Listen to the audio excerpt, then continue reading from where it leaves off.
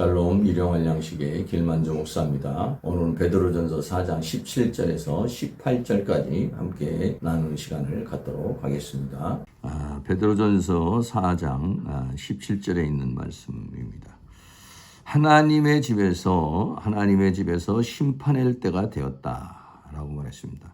하나님의 집에서 심판할 때가 되었나니 만일 우리가 먼저 하면 하나님의 복음을 순종치 않은 자들의 그 마지막이 어떠하며 라고 했습니다. 네, 그래서 하나님의 집에서 심판을 시작할 때가 되었다. 여기서 말하고 있는 하나님의 집은 성전을 말하죠. 다시 한번 교회를 말하는 것입니다. 하나님의 심판이 올 때에 어디부터 심판이 이르게 되느냐면 성전에서부터 심판이 된다. 그래서 교회에 나오는 자, 믿는 자라고 하는 자, 여기서부터 심판이 일어난다. 교회와 주의 종들과 성도들이 먼저 심판을 받는다는 것입니다. 디모데전서 3장 15절에 만일 내가 지체하면 너로 하나님의 집에서 어떻게 행하여야 할 것을 알게 하려 함이니 이 집은 살아계신 하나님의 교회요 진리의 기둥과 터니라 라고 그랬어요. 그래서 여기서 말하면 하나님의 집에서 이렇게 이 하나님의 집이라는 건 뭐냐면 바로 하나님의 교회를 가리켜서 말하고 있는 것이죠. 그래서 하나님의 집에서부터 심판이 시작된다라고 하는 것을 말해주고 있습니다.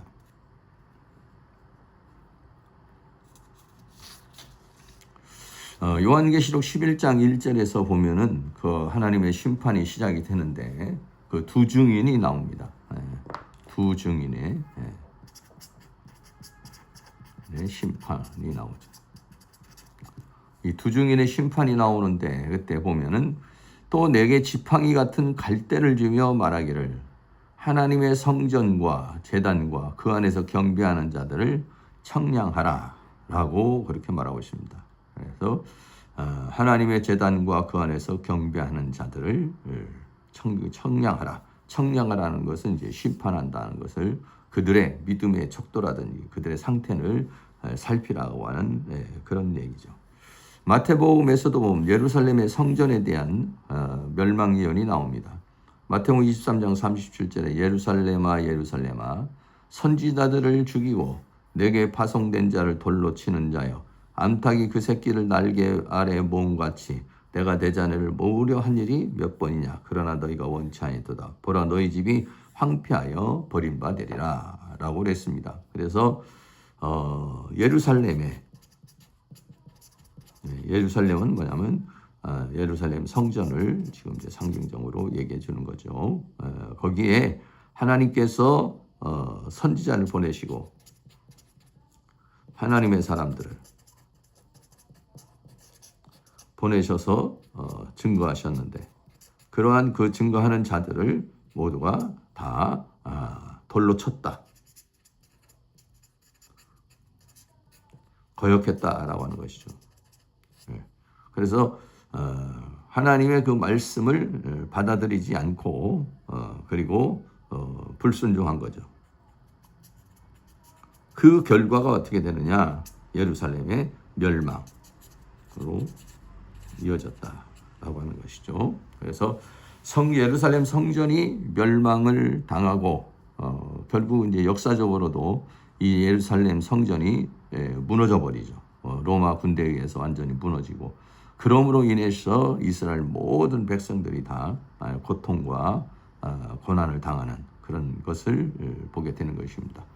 계시록 시대에도 역시 마찬가지로 하나님의 성전과 제단에서 경배하는 자들, 믿는 자들을 먼저 청량을 한다. 그래서 하나님의 집에서부터 심판할 때가 되었다라고 이렇게 말하고 있는 것이죠. 만일 우리에게 먼저 하면 하나님의 복음을 순종치 아니하는 자들의 그 마지막이 어떠하겠느냐라고 하는 것입니다.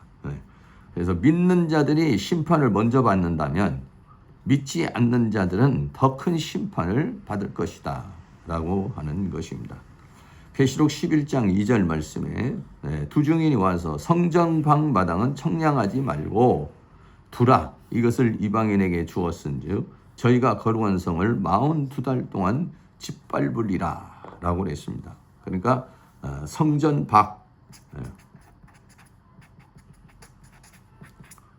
박은 뭐냐면 이방인, 믿지 않는 자를 가리켜서 말하는 것이죠. 이것을 이방인에게 주었다. 이방인에게 주었다는 것은 어떤 외부의 세력에 의해서 침략을 당한다는 것을 가리켜서 말하고 있는 것이죠. 거룩한 성을 42달 동안, 42달은 것은 3년 반을 지금 가리켜서 말하고 있는 것이죠.